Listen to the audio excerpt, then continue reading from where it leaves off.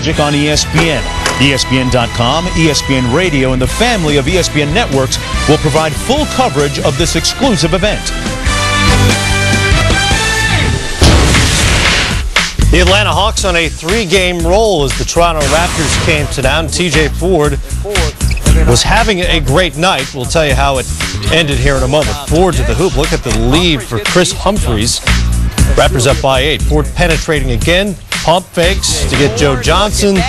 Finger roll is good. Ford is such a big part of everything that they do. Without him, I'm afraid that they're going to struggle. You know, every night he brings it, and he also he can shoot the shot, but he can also dish and make his other teammates better. Saw the rainbow, that jump shot, not really something he had when he came into the league. Splits the defenders there and lays it in. Raptors up by 7. Hesitates, finds Jamario Moon. And it's great to see the maturity of TJ Ford as a young guard, seeing the play, making the play. And this is where it got ugly. Off the steal, Al Horford going for the foul. Said he was surprised by Ford going to the other side of the rim. That's why he was so far off the ball. Hit him on the head. Ford goes down. You can see the pain on his face. Bear in mind, TJ Ford has a history of spinal issues. He has a spinal cord condition. And, of course, missed all of 2004-2005 after surgery. Well, and he had 2 bones fused in his neck. If you saw, he got his neck snapped back, and then when he landed hard at the base of his spine, and then his head hit the ground very hard.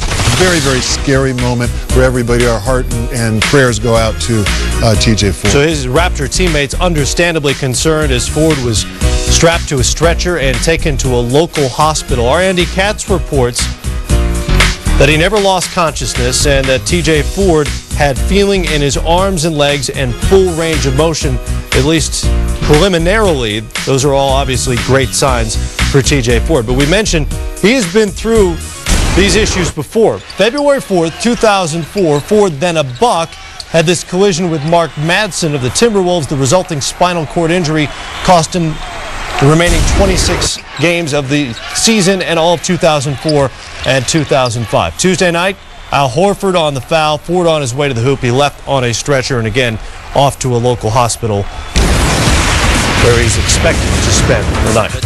Back to the game. Pistons and Grizzlies. Chauncey Billups and the Pistons a little bit under the radar, but playing as well as anybody. Look at him take the contact and knock down the little jumper. That's Darko Milicic. He's a former Piston, and, well, they're aware of him. He must have left his playbook in Detroit because he had to know that was coming.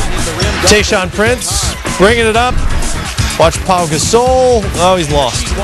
Pau. Where's Pau? Paging Pau. I'll tell you what, the Pistons are just so patient, and any mistake you make defensively or offensively, they're going to capitalize. And Mr. Big Shot, he's wide open. He's going to knock that down. Tayshaun Prince, what a great finisher this guy is. Along with the Phoenix Suns, the Detroit Pistons have the best starting 5 in the NBA. Second quarter, Billups with the ball. Where's Darko? There's Darko. Turns his back on the ball. That's a mistake. Billups finds Jason Maxiell for the finish. Up by 18. And they won by 10. Darko was pointing. That was somebody else's man. That wasn't mine. Not my man. Well, anytime a team drafts you over Carmelo Anthony and Chris Bosh and Dwayne Wade, you owe them a couple of favors like that. Pistons have won 9 of 11. Each of their last 7 victories are by double digits. Here's the stat that tells the story of the game. Backcourt scoring, Billups and Hamilton 55, Miller, Stoudemire 8. What's going on with the Jazz? Great start. They had lost 3 in a row with the Blazers in town. Jazz down by 18 with 2 minutes, 15 seconds left. Carlos Boozer works his way inside and won 29 and 13, 16th double-double of the season. Paul Millsap working the board. Falling away. Well, this is uncharacteristic of the Jazz to have an off night at home. Generally, they're a great execution team. Jerry Sloan, one of the best coaches ever, and has them typically playing great defense. This is a bad loss for them at the home arena. But things tightening up late. It's a 9-point game. Millsap throws down. It's a 7-point game. Millsap in the post.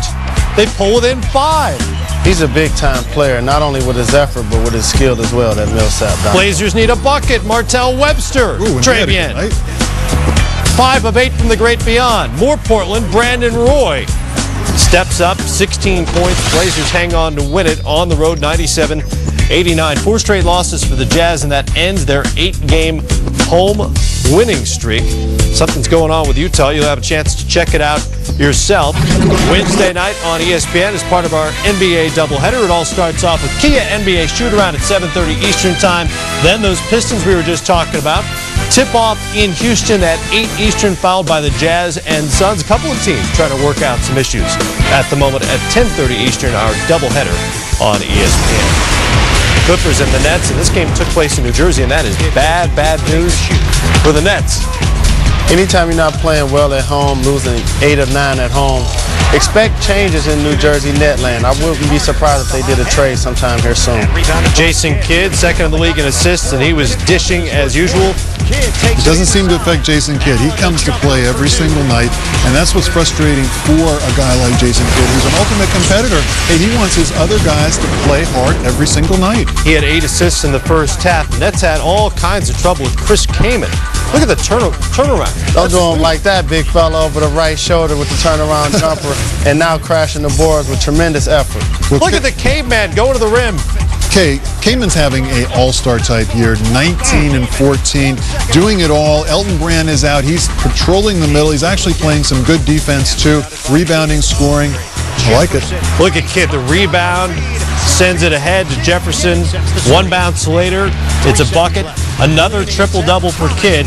But Tim Thomas hits the leaner there, so the Clippers head into the fourth up by 4. He had 18. On the fourth, and this is where it all fell apart for New Jersey. Vince Carter's going to hit the jumper, and then basket closed.